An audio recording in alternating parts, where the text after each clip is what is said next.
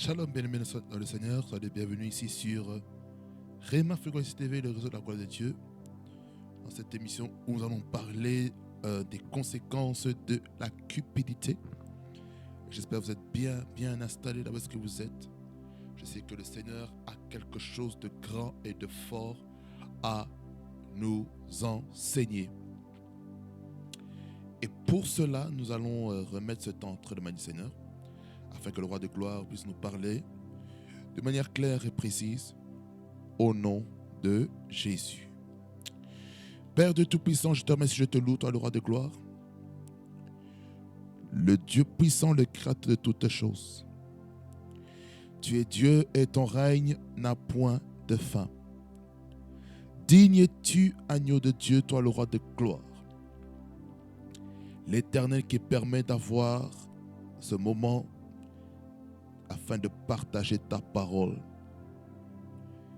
Que le Dieu des esprits des prophètes, que le Dieu de mon Père spirituel soit avec moi afin de proclamer tes oracles au nom de Jésus-Christ. Je prie pour une autre dimension de ta parole qui va encore nous conscientiser sur des choses importantes par rapport à notre marche, par rapport à notre relation avec nos parents spirituels, avec nos pères spirituels que tu as placés sur nos vies.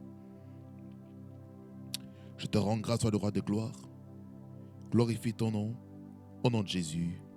Amen. Amen. Nous allons dans la parole. Parce que Dieu a une parole merveilleuse pour nous, afin que nous soyons édifiés de toutes ces manières. Nous allons aller dans 2 Rois, le chapitre 5. Le chapitre 5, nous allons lire quelque chose de très important.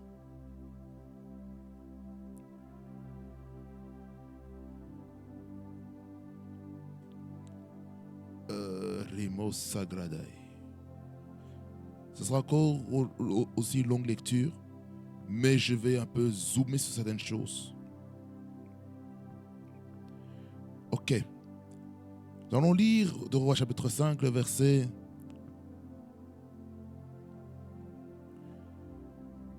1er. On va lire tout le chapitre 5. On va lire tout le chapitre 5. Nous lisons. Naaman, chef de l'armée du roi de Syrie, jouissait de la faveur de son maître et d'une grande considération, car c'était par lui que l'Éternel avait délivré les Syriens. Mais cet homme fort et vaillant était lépreux. Or, les Syriens étaient sortis par troupes et ils allaient emmener captive une petite fille du pays d'Israël qui était au service de la femme de Naaman. Et elle dit à sa maîtresse, « Aussi mon Seigneur était auprès du prophète qui est à Samarie, le prophète le guérirait de sa lèpre. » Naaman alla dire à son maître, la jeune fille du pays d'Israël a parlé de telle et telle manière. Et le roi de Syrie dit, « Va, rends-toi à Samarie et j'enverrai une lettre au roi d'Israël. » Il partit, prenant avec lui 10 talents d'argent, 6000 cycles d'or et 10 vêtements de rechange. Il porta au roi au roi d'Israël la lettre où il l'était dit, « Maintenant, quand cette lettre te sera parvenue, tu sauras que je t'envoie Naaman, mon serviteur, afin que tu le guérisses de sa lèpre. » Après avoir lu la lettre, le roi d'Israël déchira cet vêtement et dit, « Suis-je Dieu pour faire mourir et pour faire vivre, pour qu'il s'adresse à moi afin que je guérisse un homme de sa lèpre? Sachez donc et comprenez qu'elle cherche une occasion de disputer avec moi. » Lorsque Élisée, homme de Dieu, apprit que le roi d'Israël avait déchiré ses vêtements, il envoya dire au roi, pourquoi as-tu déchiré tes vêtements? Laisse-le venir à moi, et il saura qu'il y a un prophète en Israël. Naaman vint avec ses chevaux et son char, et il s'arrêta à la porte de la maison d'Élisée. Élisée lui fit dire par un messager, va et lave-toi 7 fois dans le Jourdain, ta chair deviendra saine et tu seras pur.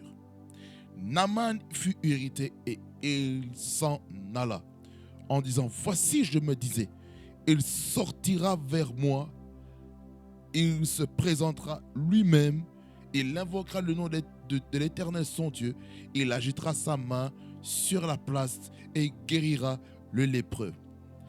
Les fleuves de Damas, l'Abana et le Parpar ne valent-ils pas mieux que tous les eaux d'Israël? Ne pourrais-je pas m'y laver et devenir pur? Et il s'en retournait et partait avec fureur. Mais ses serviteurs s'approchèrent pour lui parler et ils dirent, mon père, si le prophète a demandé quelque chose de difficile, ne l'aurait-il pas fait? Combien plus dois-tu faire ce qu'il t'a dit? Lave-toi et tu seras pur. Il descendit alors et se plongea 7 fois dans le Jourdain selon la parole de l'homme de Dieu, et sa chair redevint comme la chair d'un jeune enfant, et il fut pur. Naaman retourna vers l'homme de Dieu avec toute sa suite. Lorsqu'il fut arrivé, il se présenta devant lui et dit, voici, je reconnais qu'il n'y a point de Dieu sur toute la terre, si ce n'est en Israël. Et maintenant, accepte, je te prie, un présent de la part de ton serviteur. Élisée répondit, l'Éternel dont je suis le serviteur est vivant. Je n'accepterai pas. Naaman le pressa d'accepter, mais il refusa. Alors Naaman dit, puisque tu refuses, permets que l'on donne de la terre à ton serviteur, une charge de 2 mulets, car ton serviteur ne veut plus offrir à d'autres dieux, ni holocauste, ni sacrifice. Et il n'en offrira qu'à l'Éternel. Voici toutefois ce que je prie l'Éternel de pardonner à ton serviteur. Quand mon maître entre dans la maison de Rimon pour s'y prosterner et qu'il s'appuie sur ma main, je me prosterne aussi dans la maison de Rimon. Veille l'Éternel pardonner à ton serviteur lorsque je me prosternerai dans la maison de Rimon. Élisée lui dit, vas en paix. Lorsque Naaman eut quitté Élisée et qu'il fut à une certaine distance, Géasi, serviteur d'Élisée, homme de Dieu, se dit en lui-même, voici mon maître a menagé Naaman, ce Syrien, et en n'acceptant pas de sa main ce qu'il avait apporté. L'Éternel est vivant, je vais courir après lui et j'en obtiendrai quelque chose. Et Géasi courut après Naaman. Naaman, le voyant courir après lui, descendit de son char pour aller à sa rencontre et dit, tout va-t-il bien? Il répondit, tout va bien. Mon maître m'envoie te dire, voici, il vient d'arriver chez moi 2 jeunes gens de la montagne d'Éphraïm, d'entre les fils des prophètes. Donne pour eux, je t'en prie, 1 talent d'argent et 2 vêtements de rechange. Naaman dit, consent à prendre 2 talents. Il le pressa et il serra 2 talents d'argent dans 2 sacs, donna 2 habits de rechange et les fit porter devant Géasi par 2 de ses serviteurs. Arrivé à la colline, Géasi les prit de leurs mains et les déposa dans la maison, et il renvoya ces gens qui partirent. Puis il alla se présenter à son maître Élisée. Élisée lui dit, d'où viens-tu, Géasi? Il répondit, ton serviteur n'est allé ni d'un côté ni d'un autre. Mais Élisée lui dit, mon esprit n'était pas absent lorsque cet homme a quitté son char pour venir à ta rencontre. Est-ce ce temps de prendre de l'argent et de prendre des vêtements? puits, des oliviers, des vignes, des brebis, des bœufs, des serviteurs et des servantes. La lèpre de Naaman s'attachera à toi et à ta postérité pour toujours. Et Géasi sortit de la présence d'Élisée avec une lèpre comme la neige. Amen. Les conséquences de la cupidité. Ou je dirais mieux, les conséquences d'avoir une mauvaise prédisposition de son cœur vis-à-vis des instructions de son père spirituel. Bien-aimés dans le Seigneur, le contexte de ce texte nous parle un petit peu de Naaman. De Naaman ou de Naaman, peu importe la phonétique, qui souffrait de la lèpre. Et il a demandé d'aller voir le prophète Élisée pour qu'il puisse prier pour lui et faire tout ce qu'il faut, les signes, les prodiges et les miracles. Mais Naaman avait quand même un orgueil. Il avait l'orgueil par rapport à sa position, par rapport à son leadership. Parce que Naaman était un chef de l'armée du roi de Syrie. Donc ça veut dire que c'est un Syrien. Alors, il a la victoire sur les Syriens, tout ça. Mais le problème, c'est quoi? Naaman est lépreux, selon le verset 1er, la dernière partie. Alors, il envoie ses militaires, ses subalternes pour aller trouver le roi d'Israël en écrivant une lettre pour que Naaman soit reçu pour recevoir la guérison dans sa vie. Quel est le problème qu'il y a ici? Le roi d'Israël ne veut pas parce que il est préconçu que Naaman va compromettre le roi d'Israël. Mais Élisée qui entend ce qui va se passer, il demande au roi d'Israël, mais pourquoi tu t'empêches Naaman de venir vers moi afin que je puisse le guérir? Alors qu'est-ce qui se passe?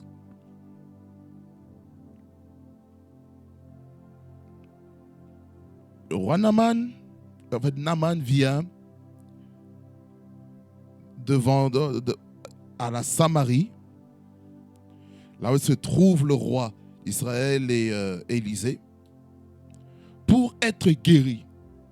Mais Élisée lui envoie juste une lettre au travers d'un messager en disant: va au Jourdain, plonge-toi 7 fois et tu seras guéri. Et puis il y a le côté orgueilleux en disant: mais il n'y a-t-il pas d'autres lieux, d'autres rivières, d'autres fleuves auprès duquel je pourrais aller me laver et être guéri? Mais pourquoi seulement le Jourdain? Et puis, parmi ses serviteurs, ses servantes, on lui a dit, mais, je paraphrase, est-ce que le prophète Élisée t'a demandé quelque chose de compliqué? Alors pourquoi tu ne veux pas mettre en pratique et obéir aux instructions prophétiques que Dieu a données au prophète Élisée pour ta guérison? Et puis après, il s'est calmé, il est entré dans l'eau du Jourdain pendant 7 fois, et on dit que sa peau a été guérie. Et sa peau était devenue comme un enfant, comme un bébé, c'est-à-dire complètement restaurée. Et puis après cette guérison, qu'est-ce qui se passe? Naaman veut amener une offrande d'action de grâce ou l'offrande du prophète pour le remercier pour la guérison, les miracles qu'il a expérimentés dans sa vie. Mais le prophète Élisée il a dit, aussi longtemps que mon âme est vivante, je paraphrase, je n'accepterai pas tes présents. Je n'accepterai pas ton argent. Je n'accepterai pas. Et puis, Naaman a essayé de le forcer, de le presser pour qu'il puisse accepter. Mais il n'a pas accepté, il a refusé. Et puis, il part. Naaman, il part. Et Géasi, le fils spirituel d'Élisée, il se dit, mais wesh, papa, mais tu déconnes. Il dit ça dans son cœur, il n'est pas écrit tel quel. Mais je vulgarise cela dans notre contexte, on va dire, dans notre époque. Mais papa, mais tu déconnes.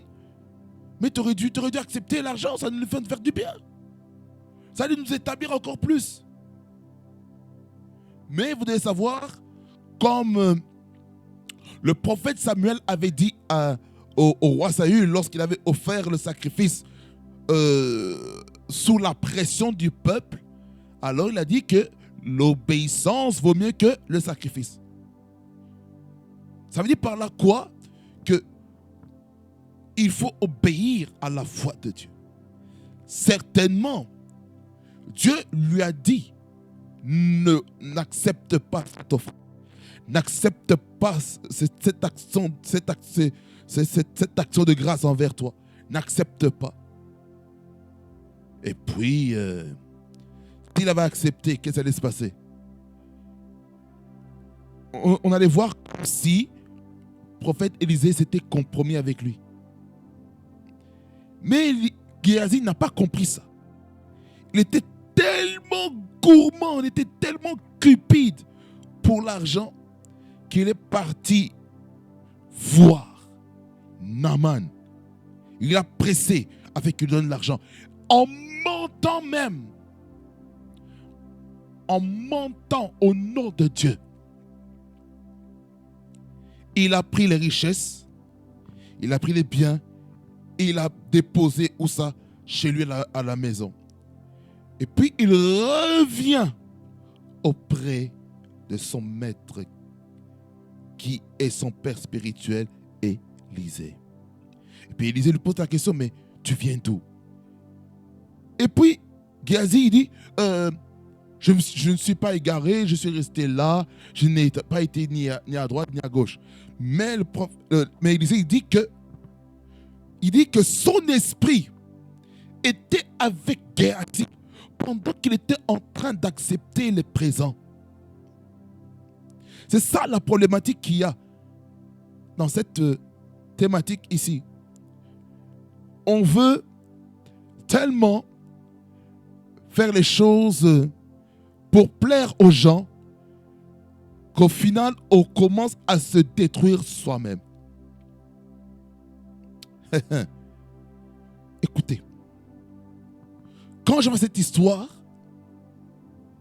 Naaman, Élisée et Géasi, je comprends une chose, que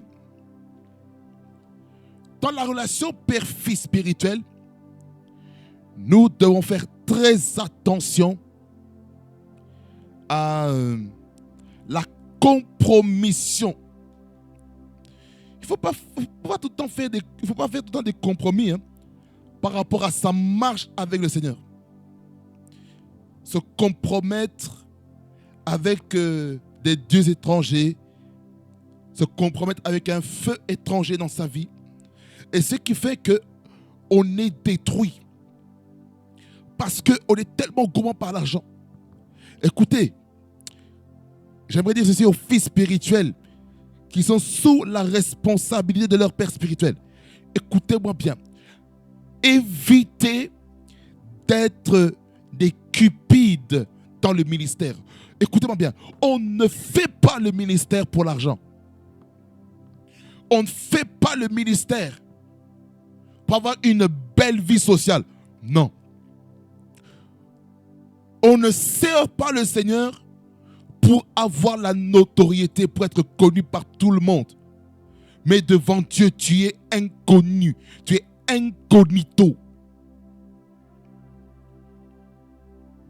C'est ça le problème avec cette histoire. C'est triste à dire. Comment Géasi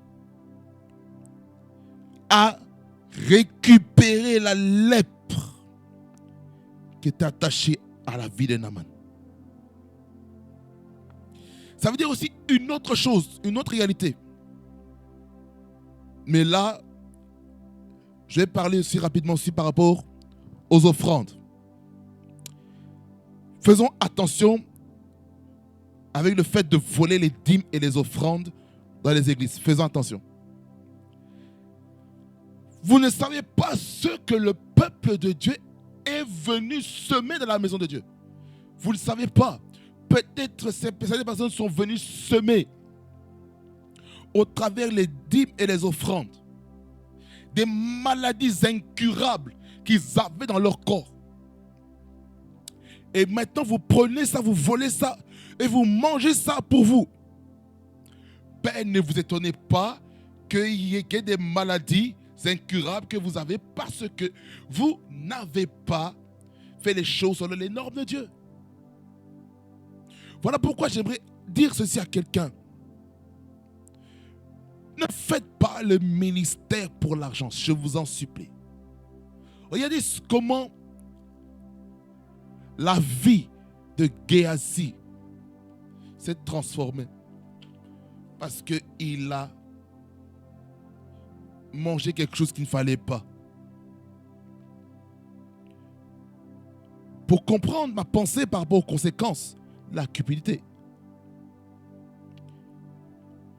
On va relire maintenant calmement.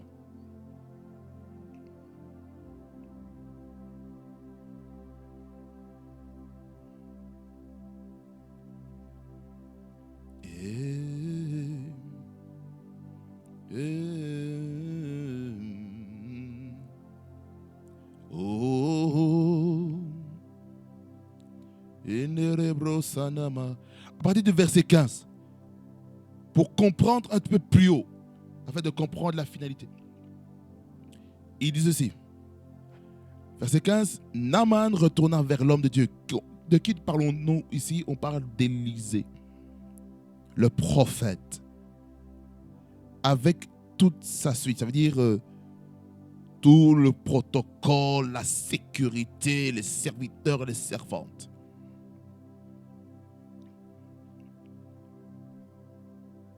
Il dit, lorsqu'il fut arrivé, il se présenta devant lui et dit, voici, je reconnais qu'il n'y a point de Dieu sur toute la terre, si ce n'est en Israël. Là, il vient dans une attitude d'adoration pour connaître que Dieu est puissant, Dieu est glorieux, Dieu est celui qui opère des miracles, des signes et des prodiges, et non les hommes. Et puis il dit dans la dernière phrase du verset 15, il dit, et maintenant accepte, je te prie, un présent de la part de ton serviteur.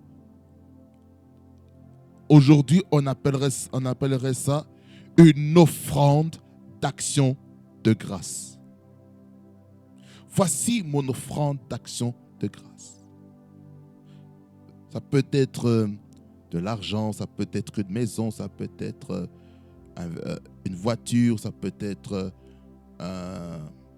n'importe quoi qui pourrait amener un cadeau. Ça peut être des vêtements. On amène ça comme un présent auprès de l'homme de Dieu. Le verset 16, il dit, Élisée répondit, l'Éternel dont je suis le serviteur est vivant. Là, on rend grâce à Dieu pour ce qu'il a fait. Et puis il dit, je n'accepterai pas. Qu'est-ce que ça veut dire?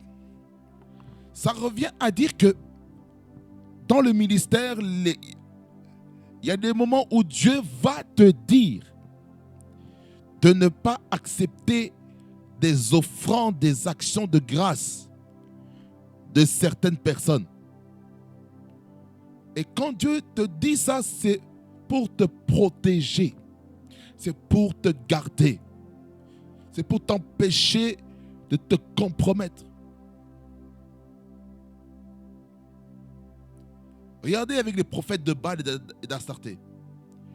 Ils se sont compromis pour qui? Pour Jézabel et pour Akab. Mais quand Élie est arrivé, il les a décimés. Et Élie a eu des problèmes. C'est pourquoi j'aimerais dire ceci. N'acceptons pas la compromission dans les voies du Seigneur. Naaman le pressa d'accepter, mais il refusa. Ça dit par là quoi? Lorsqu'on est serviteur de Dieu, qu'on est un homme de Dieu, il faut avoir une force de caractère. Ça dit par là quoi? Il ne faut pas tout le temps accepter n'importe quoi.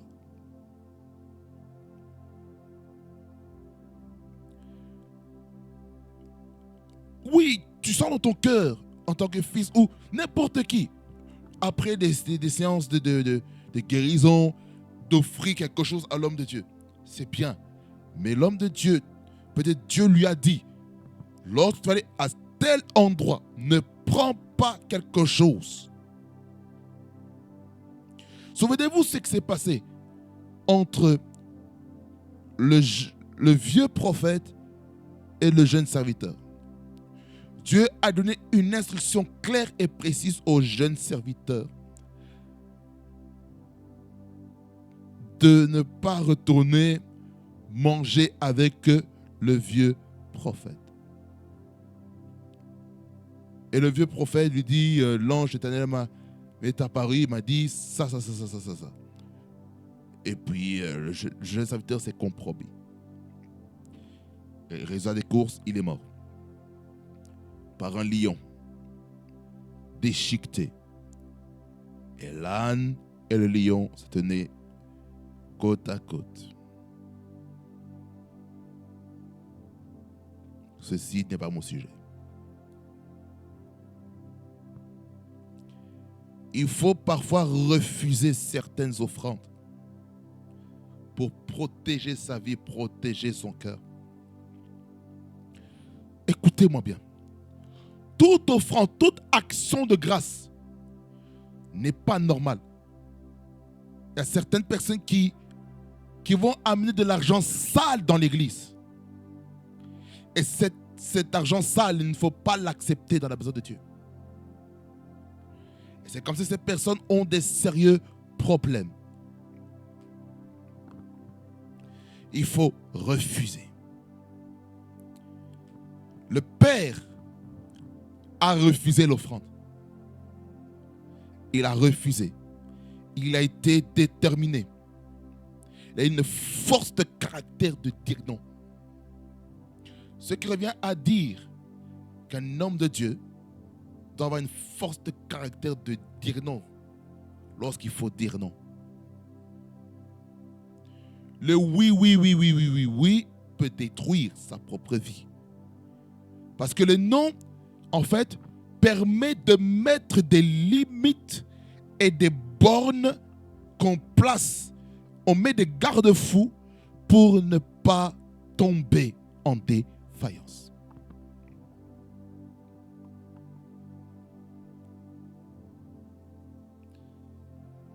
Oh. Verset 17, il dit, alors Naaman dit, puisque tu refuses, permets que l'on donne de la terre à ton serviteur, une charge de 2 mulets, car ton serviteur ne veut plus offrir d'autres dieux, ni holocauste, ni sacrifice, il n'en offrira qu'à l'Éternel.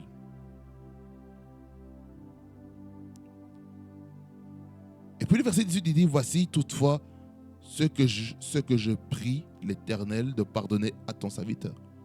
Quand mon maître entre dans la maison de Rimon pour s'y prosterner, et qu'il s'appuie sur ma main, je me prosterne aussi dans la maison des Rimmons.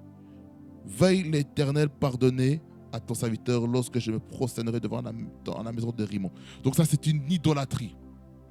Il voulait offrir à Dieu, mais l'homme de Dieu a refusé.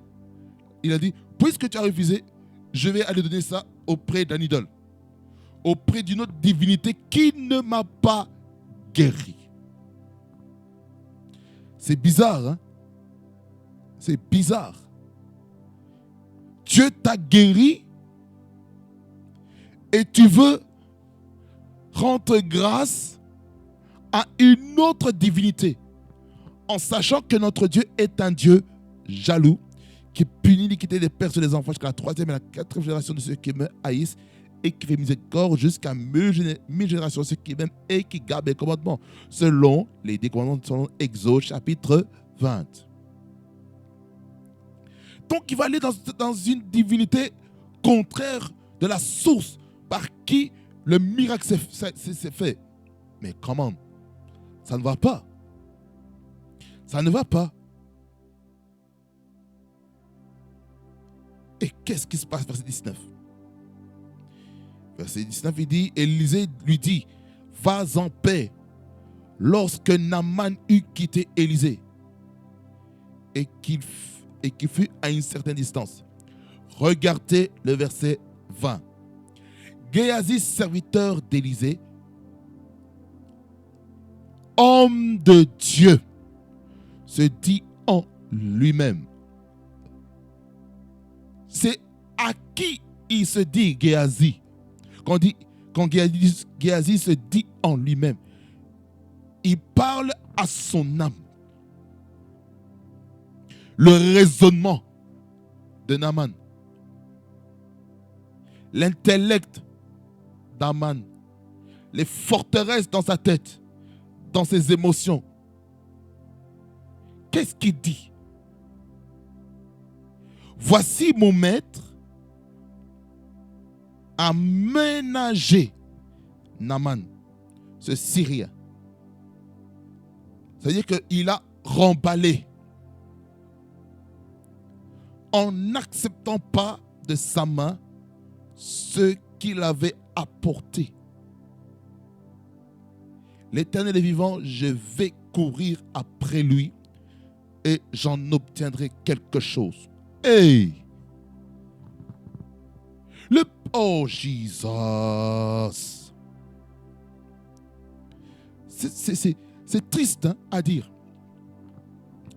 Le père spirituel n'est pas cupide, mais le fils est cupide. Et ça, c'est un type de relation qui ne pourra jamais durer dans le temps. Élisée, il n'a pas accepté parce que ce n'était pas encore le temps. Il a été prophétique pour dire non. Géasi, il dit dans son cœur, mais mon père spirituel, il se prend pour qui? Beaucoup de fils, des membres des églises sont comme ça par rapport à leur père spirituel.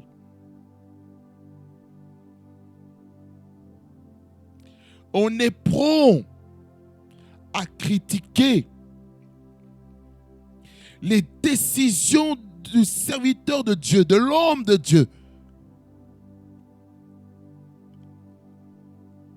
Et on risque de se retrouver dans la même situation comme dans Nombre chapitre Barabos Tokei, Nombre 12 ou Nombre 11. Allons-y. Nombre 12. Histoire tragique, encore une histoire de lèpre. Il dit, Marie et Aaron parlèrent contre Moïse au sujet de la femme éthiopienne qu'il avait prise, car il avait pris une femme éthiopienne.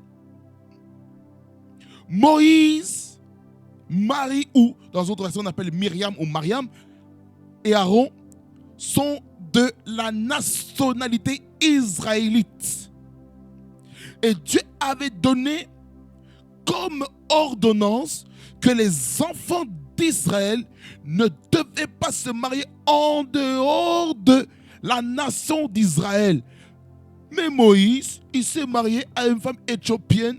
Mais pour Marie et Aaron, qui sont de la même famille, qui sont les grands frères et grandes sœurs du prophète Moïse, qui est le cadet, qui est le dernier de famille, dans laquelle Dieu parle au travers, qui parle face à face avec Moïse. Maintenant, ils commencent à mal parler de leur leader, qui est le petit frère, Moïse. Ça veut dire par là quoi? Écoutez-moi bien. Je parle aux aînés de famille, que ce soit homme comme femme. Écoutez-moi bien. Si Dieu a mis la main sur votre petit frère ou votre petite sœur pour diriger la famille, vous devez faire très attention afin de ne pas vous rebeller face à son autorité. Lorsque le cadet devient une autorité spirituelle, ça veut dire que les grands frères ne doivent plus traiter maintenant le petit frère comme petit frère. Ils doivent traiter leur petit frère comme un serviteur de Dieu, comme quelqu'un qui est supérieur spirituellement par rapport à eux, parce que le petit frère a la prééminence par rapport aux grands frères et grandes sœurs. Marie et Aaron, dans la famille. Rébellion dans la famille. Par quoi? La familiarité. Verset 2, il est marqué quoi? Il dit, est-ce seulement par Moïse que l'Éternel parle? C'est ce qui se passe aujourd'hui. Écoutez-moi, mais je m'arrête ici. Ce n'était pas prévu, mais je vais couler dans comme ça, c'est le prophétique. Le problème qu'il y a aujourd'hui avec l'Église, on a l'impression que nous, les fidèles, on se dit, est-ce que c'est seulement par notre Père spirituel que Dieu parle? Est-ce que c'est seulement par notre mère que Dieu parle? Et nous, est-ce que Dieu ne peut pas nous parler à nous? Nous les enfants, nous les fidèles. Nous, on croit tout savoir du ministère, on croit tout faire. On croit que les pasteurs, voilà, oh non, ils ne savent pas ce qu'ils font. Attention! Les pasteurs ont une intimité avec le Saint-Esprit. Ils prient, ils passent du temps dans les jeûnes et les prières pour l'Église. Et maintenant, l'Église qui parle le mal de leur père spirituel parce qu'ils voient que comme si Dieu a mal parlé avec lui, que Dieu a mal conduit son serviteur. On commence à mal parler par rapport à lui. Regardez, c'est tragique, hein? Il dit, est-ce seulement par Moïse que l'Éternel parle? Donc ils se disent, voilà, ils veulent banaliser, ils veulent détruire, ils veulent diminuer la communion que Moïse a avec Dieu. C'est ce qui se passe aujourd'hui. On veut maintenant diminuer, minimiser la relation spirituelle que nos pères spirituels ainsi que nos mères spirituelles ont avec le Seigneur, afin de dire, oh non, Dieu ne peut pas parler seulement que par lui, Dieu peut parler aussi par moi. Oh non, Dieu peut aussi prophétiser au travers de ma propre bouche. Oh non, Dieu peut faire ceci, peut faire cela. Mais non, mais c'est insensé. C'est insensé de penser ça en disant que voilà que c'est seulement ce que nous aussi, Dieu peut nous parler. Oui, Dieu peut te parler. Mais en ce qui concerne l'Église, la direction de l'Église, ce n'est pas par toi. Dieu choisit un homme. Comprenez cette réalité. Dieu choisit un homme. Il lui donne la vision. Il lui montre le modèle qu'il doit bâtir pour l'œuvre de Dieu. Et nous, les fidèles, nous avons rencontré un homme, une autorité spirituelle, qui a une révélation de qui est Dieu. Nous avons rencontré un homme, une femme, qui a une vision qui vient de Dieu, afin de conduire le peuple de Dieu dans une direction bien précise. Et le problème, c'est quoi? C'est qu'on croit qu'on connaît tout du ministère, on connaît tout du ministère pastoral, du ministère prophétique, du ministère apostolique, du ministère évangélique, du ministère doctoral, du ministère épiscopal, du ministère de la musique, du ministère des hommes, du ministère de la jeunesse, de l'école de dimanche, de la nurserie, du protocole, que peu importe le département dans lequel on occupe, les médias, les ingénieurs sont, les secrétaires des pasteurs, patati patata, et maintenant on se croit maintenant supérieur à l'autorité spirituelle que Dieu a établie. Rasokotomane. C'est la raison pour laquelle certaines personnes n'arrivent pas à avancer parmi les fils. C'est parce qu'on parle mal des leaders. On s'ouvre soi-même des portes à l'ennemi afin qu'on puisse expérimenter un déclin dans notre vie. Deuxième question qu'ils se disent entre eux. N'est-ce pas aussi par nous qu'il parle? Et Marie est une prophétesse, prophétesse adoratrice. Aaron, c'est un lévite, serviteur de Dieu. Hey, hey. En sachant que ces deux-là sont soumis à l'autorité de Moïse. Et Karoustuma. Verset 3, qu'est-ce qui se passe? Et l'Éternel l'entendit. Stop. Qu'est-ce que ça veut dire? Ça veut dire que toute conversation qui sont dites contre l'autorité spirituelle, contre nos pasteurs, contre les femmes des pasteurs, contre le collège pastoral, contre le collège de la bergerie, contre le corps, les reboshika, diaconat, des anciens de l'église. Dieu voit ça. Dieu entend ça. Dieu voit que dans ta maison, tu as parlé mal de tel pasteur. Tu as parlé mal de telle femme de pasteur. Aujourd'hui, avec la génération des réseaux sociaux, nous sommes en train de beaucoup de parler, attaquer les serviteurs de Dieu. Oh non, tel prophète, voilà, il a fait souffrir le peuple de Dieu. Il a mal parlé de telle personne. Oh non, il a dénigré telle personne par rapport à sa situation sociale. Oh non, il a mal parlé d'un SDF. Oh non, ceci. Oh non, il a couché avec telle soeur, avec tel frère. Oh non, il a humilié son fils. Il a fait cela. Et on est prêt maintenant à utiliser les réseaux sociaux pour descendre les serviteurs de Dieu. Écoutez. Vous savez, je fais une parenthèse et puis je vais la refermer bientôt. Vous savez, sur cette chaîne YouTube, la vidéo qui s'intitule La jalousie dans l'appel. Écoutez, je vais vous dire quelque chose par rapport à ça. Et puis je retourne dans le message. C'était pas vraiment un message qui était vraiment conduit par l'Esprit de Dieu. Ça, sachez-le, j'ai peut-être dit la vérité, mais c'était le résultat d'une blessure intérieure qui m'avait fait parler ainsi. Et quand je vous dis la vérité, bien aimé Seigneur, que quand je regarde encore cette vidéo, maintenant en étant plus calme, en étant plus serein, je me suis posé la question, mais qu'est-ce qui est arrivé à ce gars pour parler comme ça? Je ne parle jamais avec une colère comme ça, blessure, auprès des autorités spirituelles, patati patata. Ça m'est arrivé. Ça m'est arrivé de mal parler, d'utiliser ça au travers d'une prédication. En essayant de faire œil pour œil, dent pour dent. Et cela m'a attiré beaucoup de problèmes.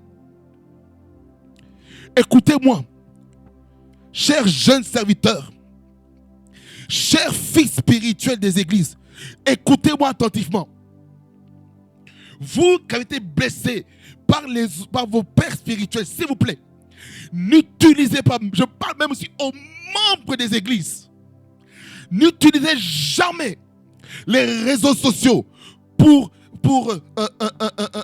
mal parler des serviteurs de Dieu ou pour parler de la méconduite des serviteurs de Dieu. Écoutez-moi bien. Lorsqu'un serviteur de Dieu se méconduit, ce serviteur de Dieu ou le père spirituel a aussi son père spirituel qui peut le corriger. Et qui sommes-nous les fils pour corriger quelqu'un, des pères spirituels qui ont 20 ans de ministère, 30 ans de ministère, 40 ans de ministère, 50 ans de ministère, 60 ans de ministère? Qui sommes-nous? Arrêtons ces choses. Arrêtons de dire, oh non, vous les chrétiens, vous êtes hypocrites par rapport à la mauvaise conduite des bergers des églises. Oh non, vous êtes hypocrites par rapport à l'attitude de vos pères spirituels, des dirigeants d'église, patati patata. Oh non, ceci, l'église est une secte, l'église ceci, l'église cela. Bien aimé Seigneur, nous n'avons plus le temps avec ça. On n'a plus le temps. On n'a plus de temps de venir sur la toile publique pour dire, oh non, tel serviteur ceci est fake. Oh non, ce serviteur de Dieu là, il n'est pas vrai, il n'est pas authentique. Ce serviteur de Dieu là, il m'a abusé sexuellement. Oui, ça arrive. Que Dieu te guérisse de ces traumatismes. Oui, c'est bien d'en parler. Et puis, on commence maintenant à poursuivre les serviteurs de Dieu pour ce qui se passe. Les âmes blessées, je comprends. Mais bien aimé dans le Seigneur, arrêtons tout le temps d'utiliser les réseaux sociaux pour descendre les serviteurs de Dieu. Au lieu d'aller prier pour eux, vous commencez à ouvrir, voilà, le compte TikTok, voilà, j'aimerais faire un témoignage, un faux témoignage. Voilà, tel serviteur de Dieu, tel homme de Dieu m'a violé, patati patata. Et puis qu'est-ce qui se passe maintenant à cause de l'immaturité du corps de Christ, particulièrement dans le monde évangélique? Maintenant, qu'est-ce qui se passe particulièrement dans le monde de réveil, les églises de réveil, l'église pentecôtiste? C'est ce qui se passe. Nous sommes tellement, alléluia, immatures. Nous utilisons nos chairs qui s'appellent Internet, réseaux sociaux, pour pousser notre coup de gueule en disant ceci, tel pasteur m'a fait ceci, tel pasteur m'a fait cela.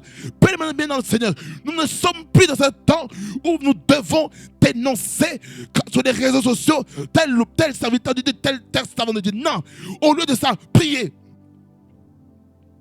Est-ce à vous que Dieu t'a donné le ministère d'accuser ou d'exposer les choses? Ce n'est pas à vous.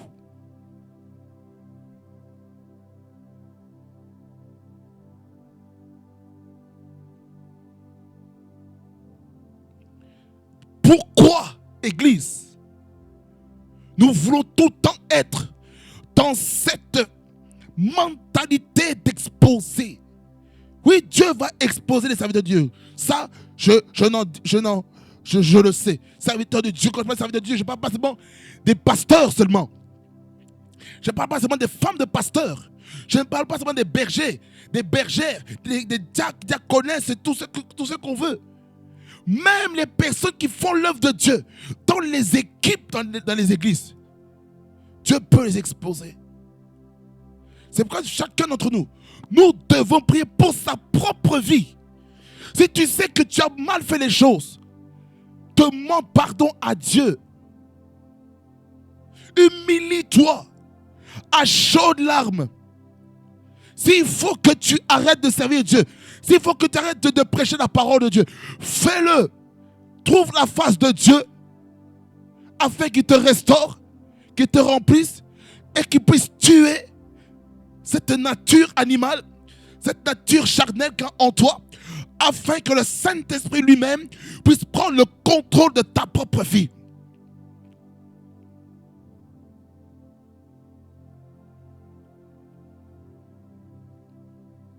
Dieu entend ce que tu dis contre un serviteur de Dieu. Dieu entend. Lorsque tu fais une vidéo sur TikTok, Dieu entend. Lorsque tu prépares tes enregistrements, prends son temps aussi de regarder les vidéos avant de poster. Peut-être tu es en train de préparer ton direct sur Facebook et tout le monde voit sur Facebook. Voilà, tu es en train de parler mal des serviteurs de Dieu. Shame on you.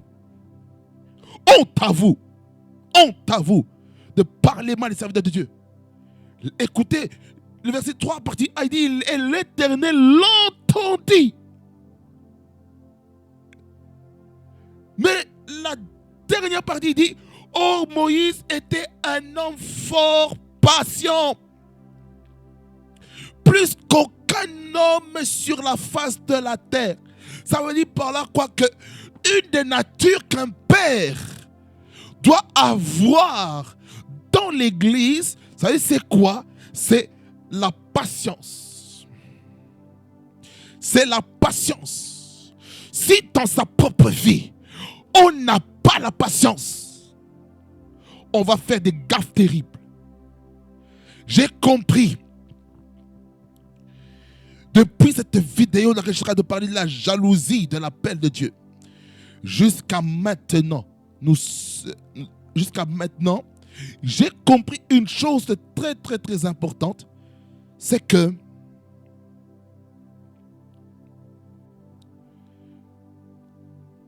exposer les serviteurs de Dieu étant fils, c'est dangereux. Ça va t'attirer des problèmes. Tu peux dire la vérité, c'est vrai. Ma question, la forme que tu as utilisée, est-ce que c'était approprié ou pas? Et c'est là que la sagesse est très importante. Lorsque on prêche le message, la sagesse permet d'éviter les problèmes. On s'attire soi-même les problèmes par manque de sagesse. Et par manque de diplomatie. C'est la raison pour laquelle plusieurs enfants de Dieu connaissent des combats dans leur vie qu'ils n'étaient pas censés avoir, mais à cause de leur manque de sagesse, ils attirent des combats sur leur propre vie. Les finances qui ne vont pas, c'est parce que tu avais manqué de sagesse. Oh non, le travail, il y a des problèmes, d'émotions professionnelles, mais tu avais des portes. Oh non, mes relations sont capotes, mais tu as manqué de sagesse. Oh non, j'ai plus personne avec qui parler. Pourquoi? Ton comportement. Ton comportement t'a fait fermer certaines portes. C'est pourquoi il faut toujours demander au Seigneur, Seigneur, comment je dois changer ma vie? Quelles sont les choses que je dois changer dans mon comportement? C'est quoi? Tu interroges Dieu. Fais face au miroir de la parole de Dieu. Fais face. Va au miroir de la parole de Dieu. Tu ouvres la parole. Tu ouvres la parole. Et puis tu regardes les Écritures. Tu regardes. Par exemple, si tu dois aller maintenant dans les livres de Proverbes.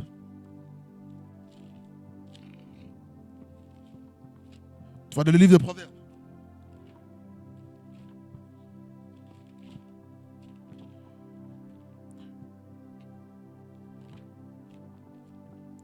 Par exemple, Proverbe 8, le verset 13. Qu'est-ce qu'il dit? La crainte de l'Éternel, c'est la haine du mal. L'arrogance et l'orgueil, la voie du mal. Et la bouche perverse, voilà ce que je hais. Tu lis ça. Et Dieu te parle au travers de la parole de Dieu. Tu regardes ce que la parole de Dieu dit. Et puis tu regardes. Versets 11 et 12, tu remontes au-dessus. Tu regardes les marqués quoi? Car la sagesse vaut mieux que les perles. Elle a plus de valeur que tous les objets de prix. Verset 12. Moi, la sagesse, J'ai pour demeure le discernement. Et je possède la science de la réflexion. Tu es en train de méditer ça. Et puis tu dis, Seigneur, je remarque telle chose. Ce que les Écritures disent ici, ça me concerne. C'est-à-dire, change-moi. Le miroir par excellence pour changer sa propre vie, c'est ici, dans sa parole. C'est dans la lettre écrite qui doivent devenir vivantes. Et ça s'appelle maintenant le Réma. C'est plus le logos, c'est le Réma. C'est la parole qui t'est destinée personnellement.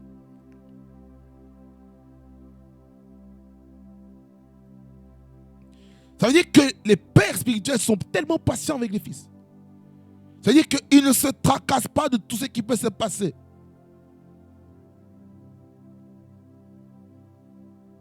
Alors, il est important de comprendre que nous avons besoin, en tant qu'enfants de Dieu, de ne pas utiliser la toile publique pour faire les guerres. Moïse était patient, c'est un homme de Dieu, c'est un père spirituel. C'est le père spirituel de Marie et d'Aaron. Parce que Moïse a aussi un père spirituel qui s'appelle Jéthro. C'est Jéthro qui lui a appris la sacrificature.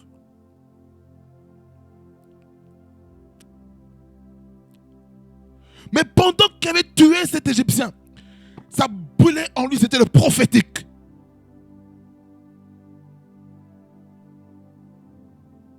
Il est prophétique, mais il a mal utilisé.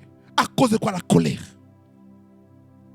La colère peut nous faire beaucoup de mal et beaucoup de dégâts dans nos propres vies.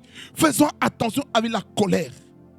Lorsque nous parlons sous les effets des blessures intérieures, nous devons faire attention. Je sens l'onction de Dieu pour dire ça. Rakosa, l'ilolomantikai. Nous devons faire très attention par rapport à ça. Fais attention.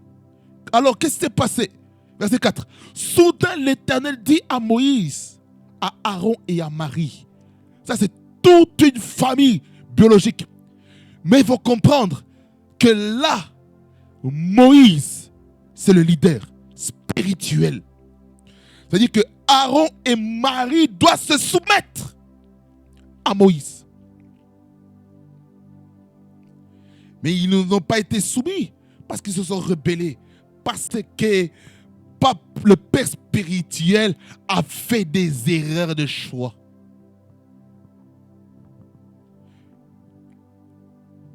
Chers membres des églises, laissez les pères spirituels, je veux dire comme ça, laissez vos grands-pères spirituels corriger votre père spirituel. Aussi simple, laissez votre grand-père spirituel corriger votre père spirituel. Et si votre père spirituel a perdu son père spirituel qui est parti rejoindre le Seigneur, alors allez-y à l'autorité spirituelle supérieure de la structure ou de la dénomination de l'église. Allez directement vers lui parler. Et voilà, il y a ça qui se passe dans l'église. Et puis, on va essayer de résoudre le problème. Soudain, l'Éternel dit à Moïse, à Aaron et à Marie, allez, vous trois, à la tente d'assignation. Et ils y allèrent tous les trois. Là, je peux imaginer la colère, les disputes qu'il y a pu avoir là-bas, dans la relation familiale, et qui servent le Seigneur ensemble. Problème.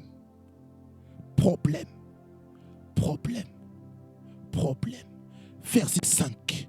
L'Éternel descendit dans la colonne de nuée.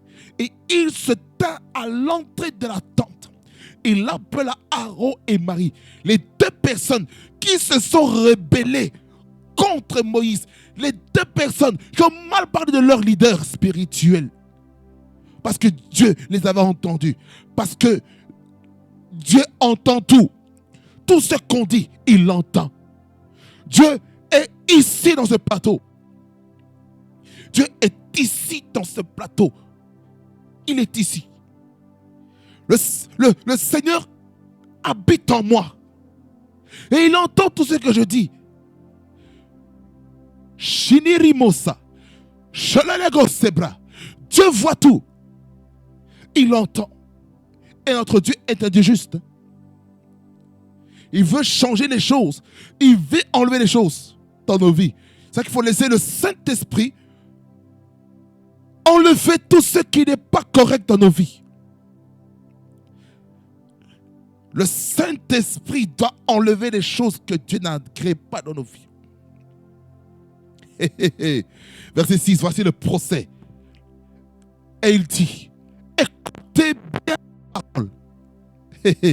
Lorsqu'il y aura parmi vous un prophète, c'est dans une vision que moi, l'Éternel, je me révélerai à lui. C'est dans un songe que je lui parlerai.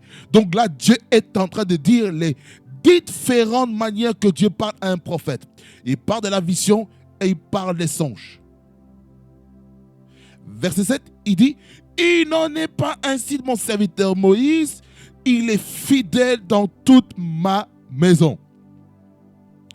Verset 8, on voit maintenant la troisième manière que Dieu est en train de parler avec Moïse. C'est quoi? Il dit, je lui parle bouche à bouche. Je me révèle à lui sans énigme.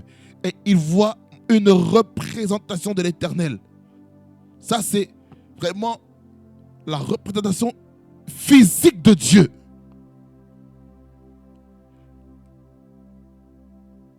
Pourquoi donc n'avez-vous pas craint de parler contre mon serviteur, contre Moïse? Hey, wallo.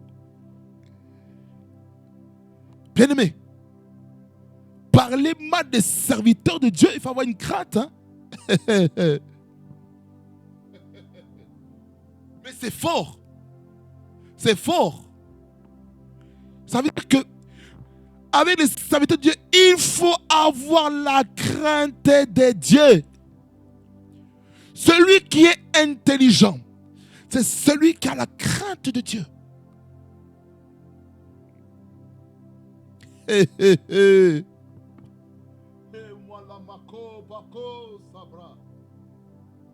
Maintenant, vous comprenez maintenant pourquoi il y a des problèmes dans nos vies.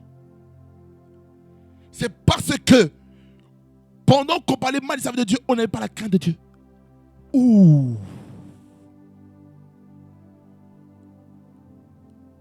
Ça, c'est grave.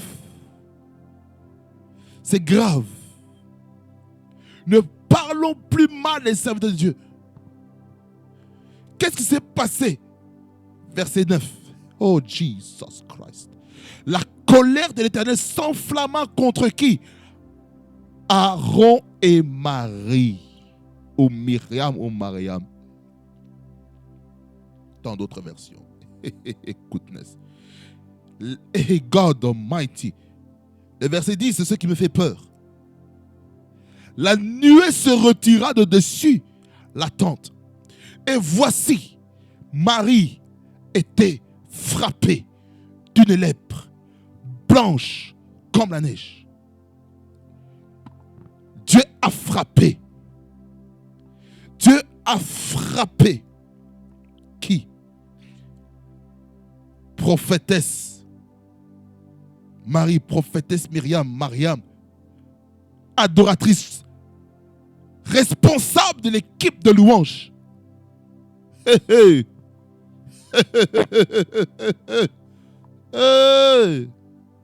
C'est pas des blagues. Hein? On ne touche pas à loin de Dieu.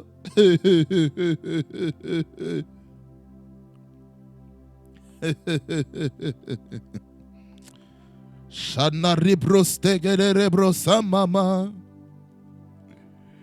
Shena rimona makota manarana mase. Oh, loniga istabantaladeas. Hey, la lèpre, jugement. Dieu frappe. Dieu frappe. C'est pas parce que on ne voit plus des manifestations physiques de Dieu que Dieu ne frappe plus. Dieu continue de punir ces enfants qui se méconduisent. Dieu corrige ces enfants afin que ces enfants puissent se remettre dans ses voies fidèlement. Dernière partie, verset 10. Aaron se retourna vers Marie. Et voici, elle avait la lèpre. Ah, ah, ah, goodness. Alors, qu'est-ce qui s'est passé? Aaron, celui qui est sous la responsabilité de son père spirituel, Moïse, il dit, de grâce, mon Seigneur. Hein? Avant, tu le critiquais et maintenant tu dis, de grâce, mon Seigneur.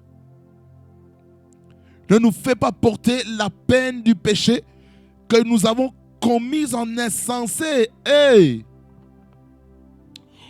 Lorsqu'on parle sous la colère, sous la haine, par rapport aux situations de l'Église, ben, nous sommes considérés comme des insensés parce qu'on n'a pas utilisé la sagesse. Dieu veut qu'on utilise la sagesse pour faire des grandes choses avec lui. Goodness. Oh, Jesus. Seigneur, aide-nous. Seigneur, aide-nous en tant qu'enfants de Dieu de faire très attention avec cette histoire de la sagesse. Que les fils spirituels ne soient pas insensés vis-à-vis de leur père spirituel.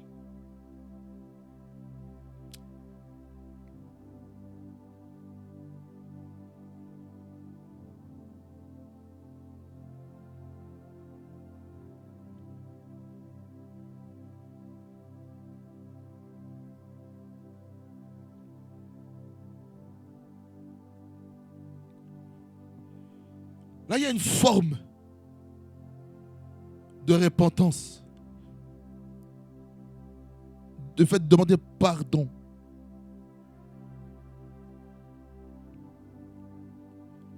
La fin, il dit, et dont nous nous sommes rendus coupables. Verset 12, il dit, oh, qu'elle ne soit pas comme l'enfant mort-né, dont la chair est à moitié consumée quand il sort du sein de sa mère. En train d'implorer son petit frère qui est son leader, qui est son pasteur.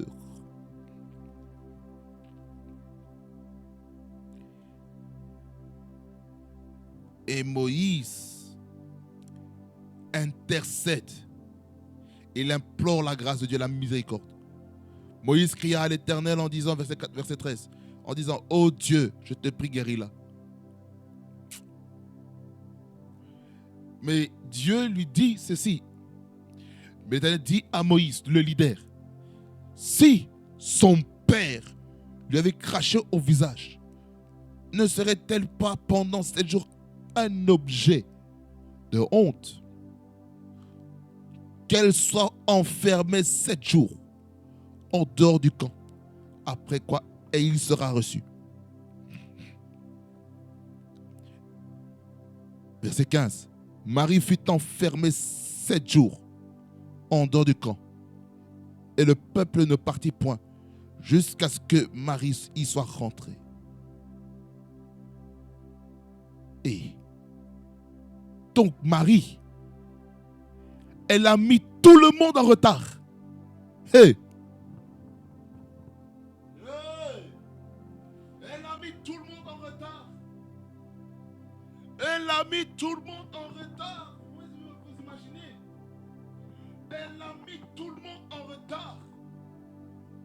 Pendant 7 jours, ça c'est l'équivalent d'une semaine. Une semaine de retard. Elle était confinée pendant une semaine. Après quoi, elle revenait. Hey.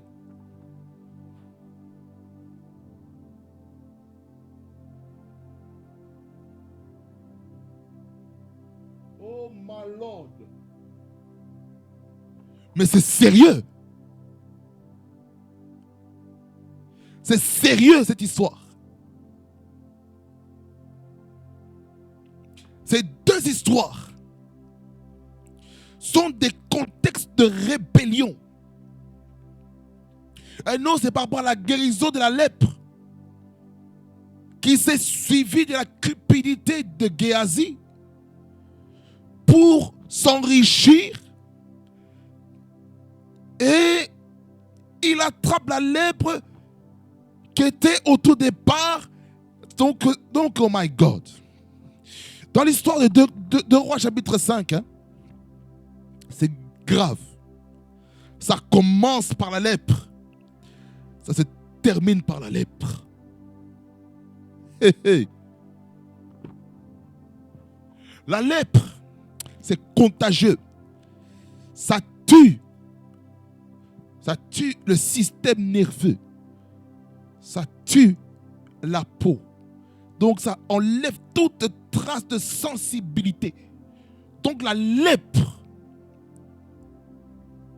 tue, pour un enfant de Dieu, la sensibilité spirituelle.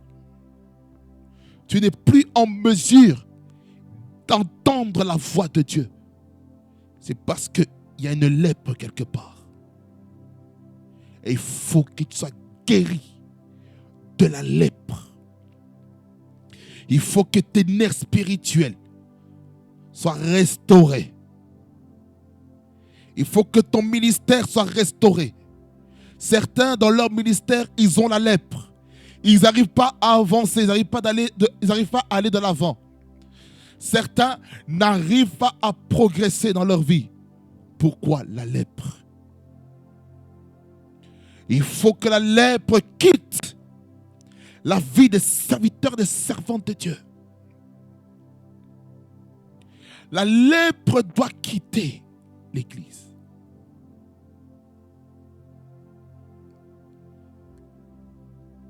Que l'amour de l'argent, qui est la racine de tous les maux, ne soit pas la raison ou une des conséquences pour lesquelles tu attrapes une lèpre spirituelle. Je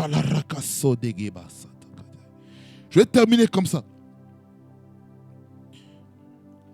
Je sens dans mon cœur, il faut que je prie pour la guérison des ministères. La guérison des ministères. Je sens fortement. Il y a des gens qui ont besoin d'une guérison ministérielle. Vous avez peut-être été cupide. Et vous vous rendez compte que votre vie ne va plus de l'avant. Vous vous rendez compte que la relation avec votre père spirituel, ce n'est plus au bon fixe. Vous vous rendez compte que le fait d'être séparé de lui pendant un bon bout de temps, vous avez vécu des temps de souffrance. Vous êtes égaré devant le Seigneur. Je vais prier parce que mon message est déjà terminé. Mon message est terminé pour vous faire comprendre des choses. Nous allons prier. Je sens quelque chose. On va prier. On va prier. On va prier.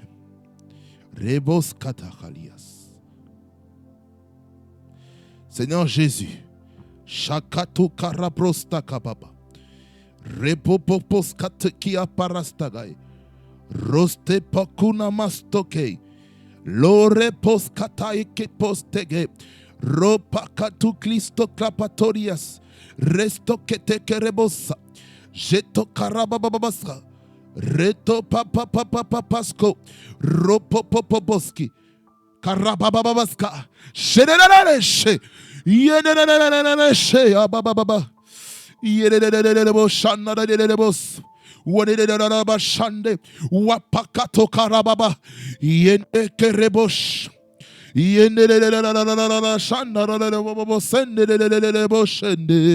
J'entendrai, je verrai comme jamais.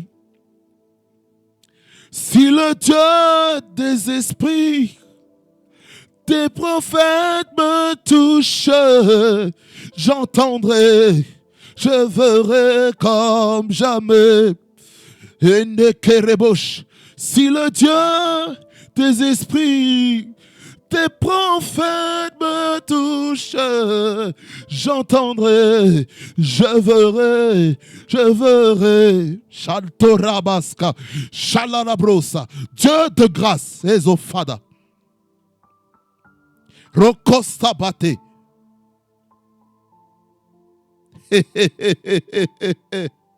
Escumaligo Sabre, je prie pour la guérison des ministères. La guérison des ministères au nom de Jésus. Tout ministère, oh Dieu, qui sont en train d'expérimenter une lèpre quelque part, dû au fait qu'ils ont mal parlé des serviteurs de Dieu, des servants de Dieu, qui ont mal parlé des pères, qui ont mal parlé des hommes et des femmes, qui ont l'onction, qui sont une autorité spirituelle d'une église. Mais dû au différend qui a eu lieu entre le Père et le Fils et qui a eu des expositions sur la table publique, Dieu de grâce, je te demande pardon pour toutes ces personnes qui ont Karabros Sagai, qui ont exposé la nudité de leur père sur les réseaux sociaux. Pardonne-nous, Seigneur, pardonne-nous.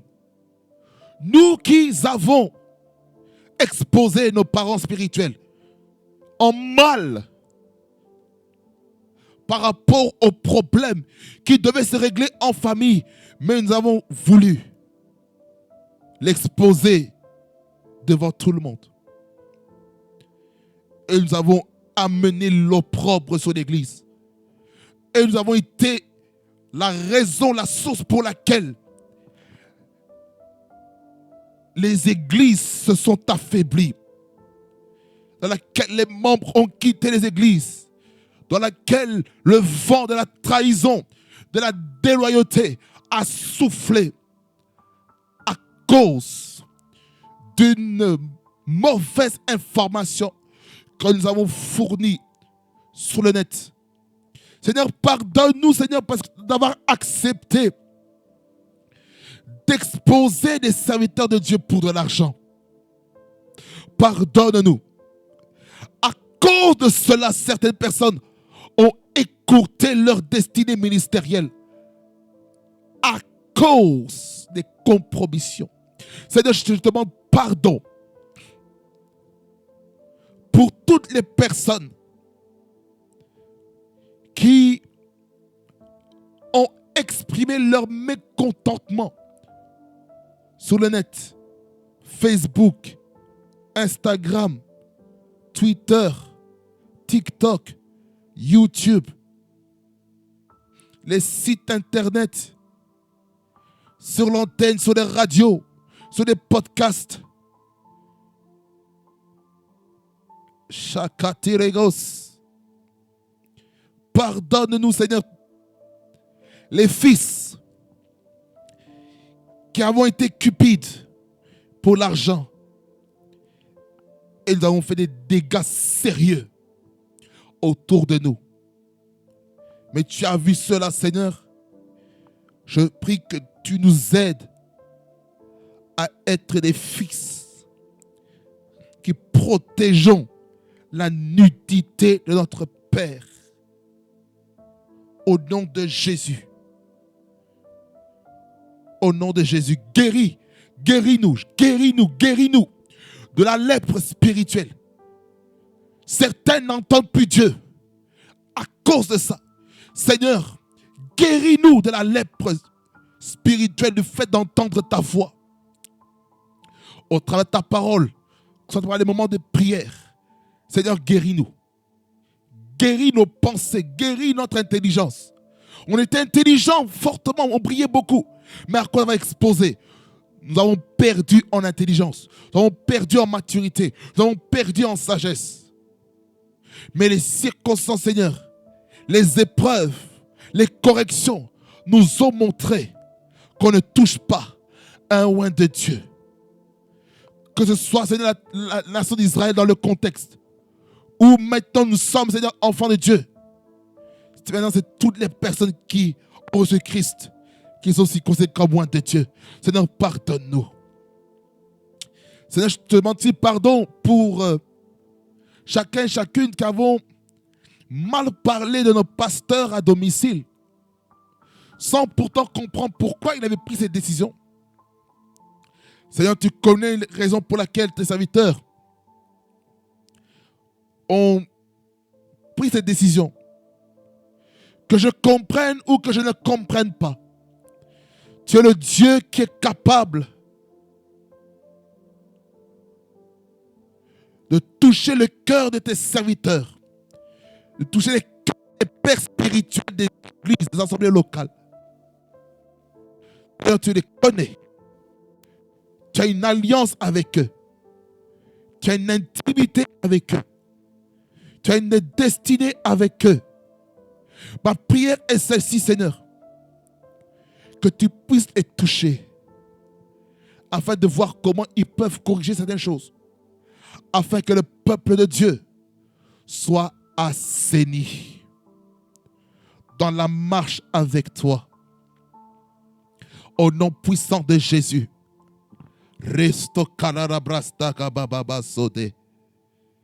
Seigneur, je te rends grâce parce que tu guéris les cœurs. Rebo Shikababa. La Geo Shakarababaska. Rebos Katarabasko Tegega. Je ne sais pas ce qui se passe, mais ces deux derniers volumes sont des volumes où Dieu insiste sur la guérison. Sur la guérison. Souvent, nous avons l'impression d'avoir besoin d'une guérison physique, mais nous avons besoin premièrement de la guérison spirituelle. C'est-à-dire guérir notre esprit. Régénère notre esprit afin que notre esprit redevienne sensible à la voix de ton esprit, à la voix de ton esprit au travers de tes serviteurs que tu t'es choisi. Au nom de Jésus. Yende kanara brosana baba baba. Shalala bando kotelele brose. Yende le boshende le bobose. Yele le bosande le bobosanda. Yele le mama sande kababa. Tu es le Dieu qui guérit. Tu es le Dieu qui guérit. Tu es le Dieu qui guérit. Guéris, Seigneur, nos oreilles, Seigneur, afin que nos oreilles ne puissent plus écouter des choses qui pourront encore blesser nos cœurs, blesser nos âmes, au nom de Jésus. Rebos 4. Karabashika papapapabaskata karababaska. Là où est-ce que vous êtes? Est-ce que vous pouvez mettre votre main sur votre cœur? Mettez votre main sur votre cœur, sur votre poitrine, s'il vous plaît.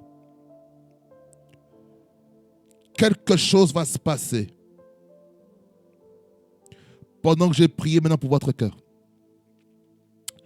Seigneur Jésus, je prie pour ton peuple. De la même manière que moi aussi, ton serviteur, ton enfant.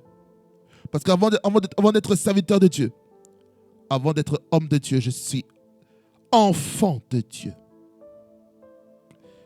En tant qu'enfant de Dieu, me joignant à mes frères et mes sœurs qui sont dans les 4 coins du monde, je prie, Seigneur, pour la guérison de l'âme. Guéris nos cœurs, Seigneur, de toute blessure émotionnelle, toute blessure sentimentale, toute blessure due à la correction, toute blessure due à l'humiliation dans l'église. Viens, Seigneur, guéris les cœurs. Au nom de Jésus-Christ. Parce que nous traitons particulièrement l'aspect de l'église. Guéris nos cœurs.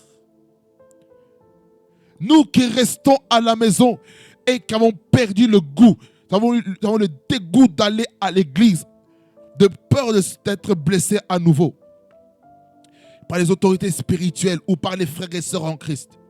Père, je prie pour la guérison des cœurs. Guéris les cœurs, ô Dieu. Guéris les cœurs, ô Dieu. Oh Rebo Shikaba. S'il y a des larmes qui coulent, laissez couler les larmes. Laissez couler les larmes. C'est la délivrance. C'est la libération. Le pu est en train de sortir des cœurs. Repos Kataya Baradas. Les blessures intérieures vous quittent. Les blessures intérieures vous quittent. Là où est-ce que vous avez dit, dans l'église, il n'y a pas d'amour.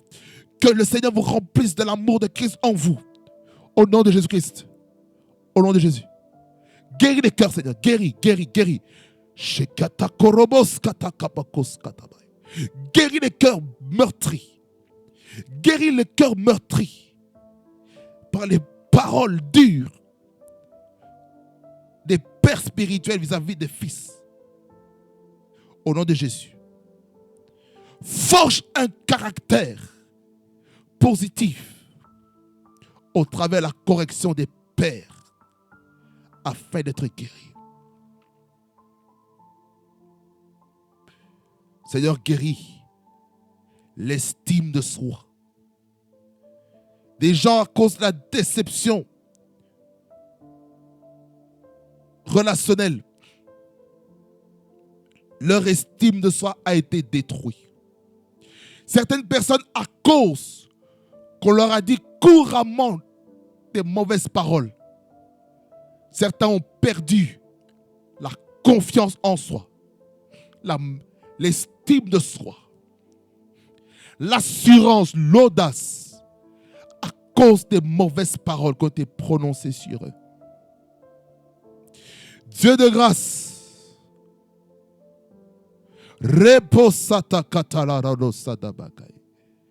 viens, Seigneur, sanctifier les cœurs. Viens purifier les cœurs de toute blessure intérieure. Je ne sais pas qui est cette personne. Tu as été abusé dans les églises. Abus moral. Tu as expérimenté la pression des autorités spirituelles. Tu as expérimenté la pression de tes responsables. Et maintenant, tu es blessé, tu es déçu de leur comportement. Que ton cœur soit libéré de tout esprit d'amertume, de haine, de rancœur vis-à-vis de tes responsables, des leaders de l'Église. Et que tu aies à partir d'aujourd'hui le regard fixé sur Jésus. Lui qui est l'auteur et le consommateur de ta foi. Focalise-toi sur lui. Ne regarde plus aux hommes, mais regarde à Jésus. Car si tu regardes uniquement la vie des serviteurs de Dieu, la vie des hommes de Dieu, la vie des femmes de Dieu, la vie des épouses, des hommes de Dieu, ou la vie des époux, des femmes de Dieu, ou la vie des responsables, des leaders du corps pastoral, tu seras toujours déçu. Alors mon bien-aimé, regarde Christ. Regarde Christ. Regarde à Jésus. Car Jésus-Christ ne déçoit jamais. Il n'échoue jamais. Il ne laisse jamais ses enfants. Regarde-le. C'est lui que tu dois ressembler. Imite Jésus. La Bible déclare, soyez mes imitateurs comme moi je suis de Christ. Si ton père spirituel ou ta mère spirituelle ne suit plus Christ, toi, continue de suivre Christ et ne suis plus le modèle qui ne suit pas le modèle de Christ. Au nom de Jésus. Il y a des gens qui ont des poids dans leur cœur. Il y a des gens qui ont des poids dans leur cœur. Il y a des personnes qui ne veulent pas pardonner. Mon bien-aimé, pardonne celui qui t'a offensé.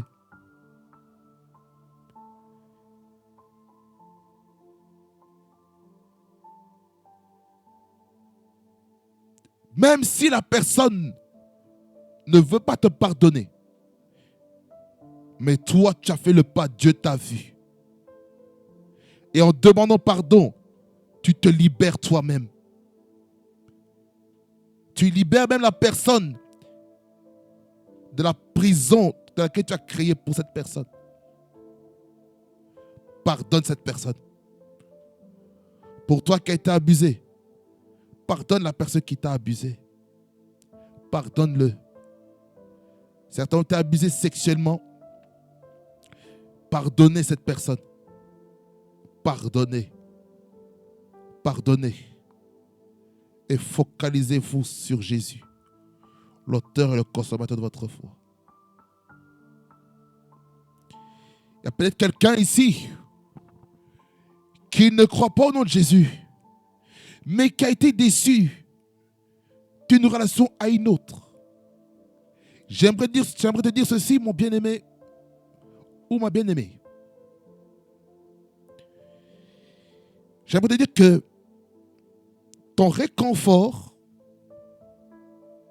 la paix, la sérénité que toi tu recherches, ne se trouve pas en des hommes et en des femmes par des diverses relations amoureuses. Ton assurance à toi se trouve en Jésus-Christ. Lorsque tu as Jésus-Christ, je peux te garantir, tout ce que tu recherches sera vanité. Ce sera vain. Mais lorsque tu recherches Jésus de tout ton cœur, lorsque tu l'acceptes de tout ton cœur, j'aimerais te dire ceci, mon bien-aimé, que ta vie ne sera plus jamais la même. C'est pourquoi place ta confiance en Jésus. Et je sais une chose, que lorsque tu places ta confiance en Jésus, ta vie ne sera plus jamais la même. Et je peux te garantir qu'en Jésus-Christ, il y a quelque chose de grand qui va t'arriver. Père, merci de continuer ton œuvre de guérison, de restauration. Tu guéris, Seigneur, tu guéris. Je sens l'onction de Dieu. Guéris, Seigneur, les cœurs. Continue, Seigneur, ton œuvre. Continue ton œuvre.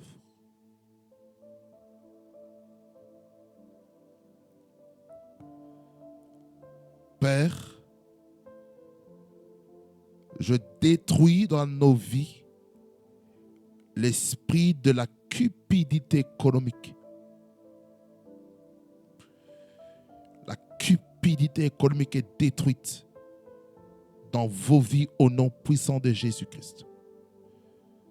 La cupidité pour l'argent étant fils soit détruit au nom de Jésus. Que chacun puisse faire l'œuvre de Dieu parce qu'il aime Jésus, pas pour l'argent, au nom de Jésus. Mais que l'argent devienne le résultat, la récompense de ton œuvre, de l'œuvre que Dieu fait au travers de toi. Car Dieu touchera les cœurs des hommes pour te faire du bien. Mais apprends aussi à discerner en toi-même. Quel est le moment où il faut accepter les donations vers toi et quand il faut refuser. Sois attentif à la voix de Dieu. Et tu n'auras plus jamais de problème. Et tu ne seras plus jamais déçu. Ne regarde pas les conditions que tu as actuellement. Ne regarde pas les circonstances que tu vis. Financièrement, matériellement. Ne regarde pas ça. Mais aie le regard fixé sur le royaume et la justice de Dieu. Matthieu 6, 33 dit ceci. Cherchez premièrement le royaume et sa justice. Et tout vous sera donné par-dessus tout.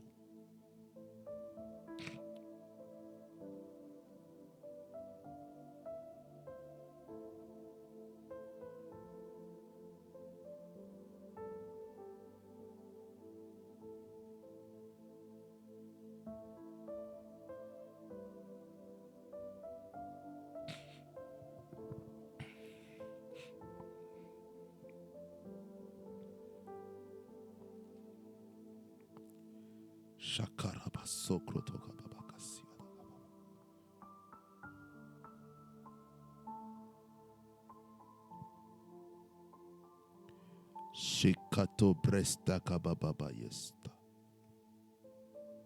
Rupasto cross to Lord the price the game. Ezofadikausta papa paskata baba.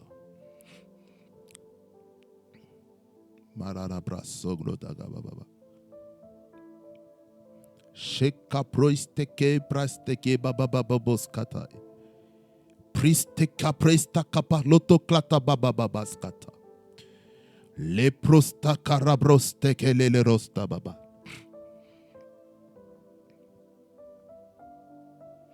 Holy Ghost power. Holy Ghost power. Merci de très haut pour ce que tu fais. Tu enlèves la cupidité, l'amour de l'argent dans l'œuvre de Dieu, dans la relation entre père et fils spirituel. Au nom de Jésus. Sois béni. Au nom de Jésus.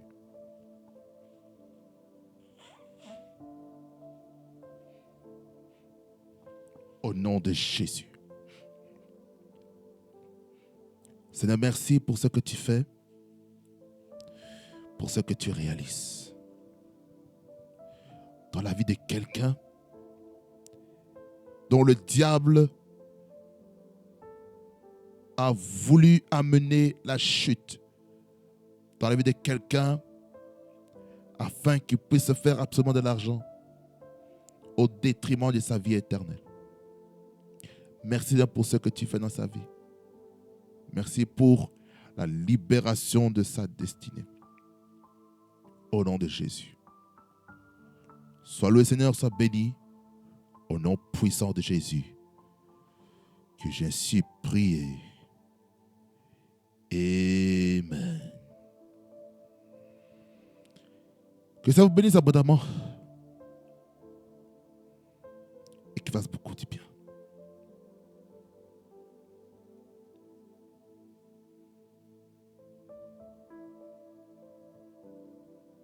Des prophètes me touchent, j'entendrai, je verrai comme jamais.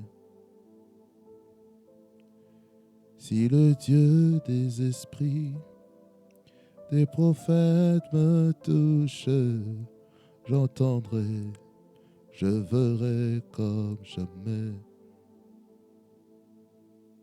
Si le Dieu des esprits, des prophètes me touchent, j'entendrai, je verrai comme jamais. Si le Dieu des esprits, des prophètes me touchent, j'entendrai, je verrai comme jamais. Le Dieu de grâce est avec vous. Allez de l'avant. Prospérez Parce que le Seigneur est en train de faire une œuvre nouvelle sur Rema Frequency TV. Je suis en train de sentir une onction qui est en train de m'amener dans une dimension de faire des cultes dans chacun de mes messages.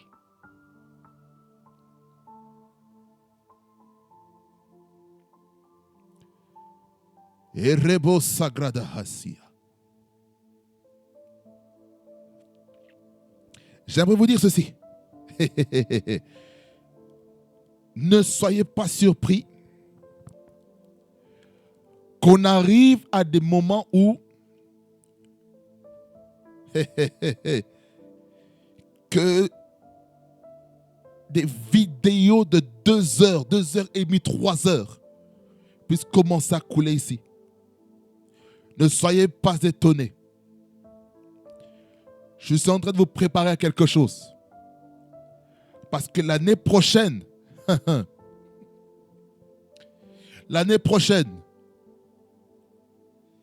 ça va être terrible ici. Avec le thème de l'année prochaine, ça sera maintenant non seulement le thème de l'année, mais ça va être le thème de Rema Frequency TV. La sensibilité au Saint-Esprit. C'est ça notre thème ici. La sensibilité au Saint-Esprit. C'est pourquoi que le Seigneur m'aide. Parce que je sens une forte onction là. God. Je vous dis, il y a quelque chose que Dieu va opérer au travers de cette plateforme. Je peux vous dire,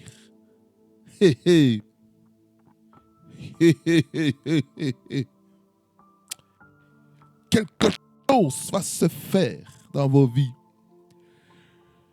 Parce qu'on va arriver à une dimension des visitations divines.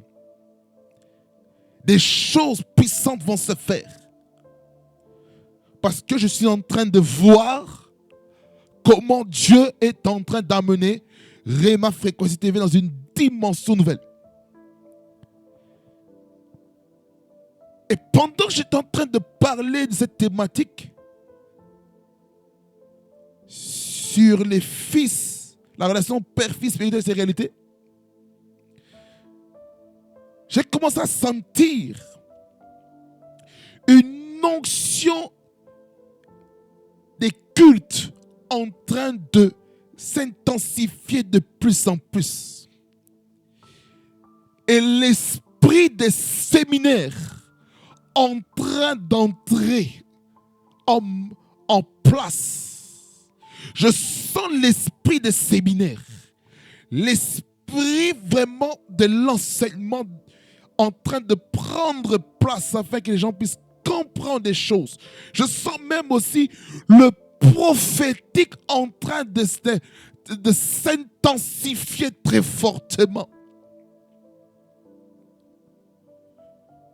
Il y a un palier que Rema TV doit arriver. Il y a un palier que Rema Frequency doit arriver et ces choses sont en train de se manifester. Je suis en train de sentir ces choses. C'est tellement fort et puissant qu'il y a un shift qui doit se faire, qui est en train de se produire. Je suis en train de voir comme si Dieu est en train de briser les chaînes, briser les limitations sur cette chaîne. Je suis en train de voir comment Rema Frequency TV est en train de toucher les nations.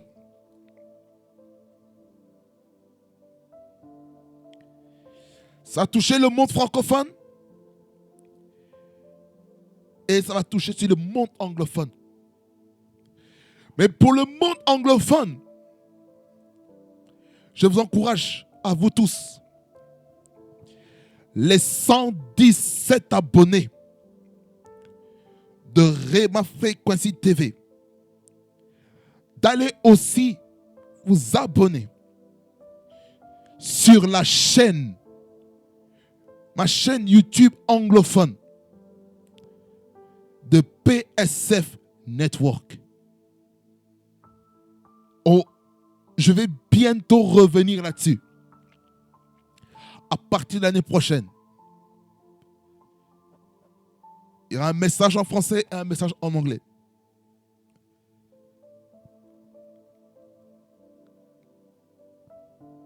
Ça va être terrible. Soyez prêts. Je vous assure, quelque chose de fort est en train de venir.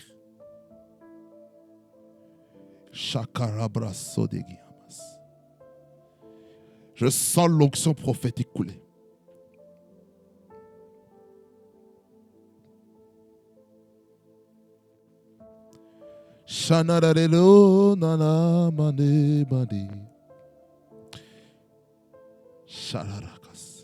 Je dois vous laisser.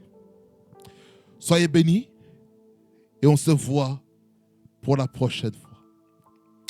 Parce que si je reste avec vous, on va faire 2 heures. Que la grâce de Jésus-Christ, amour de Dieu le Père, et la communion de l'Esprit vous accompagne tous. Soyez bénis au nom de Jésus-Christ et que le Seigneur continue de faire beaucoup de bien et que le Seigneur vous amène à être des vrais fils spirituels pour vos pères spirituels dans vos églises locales.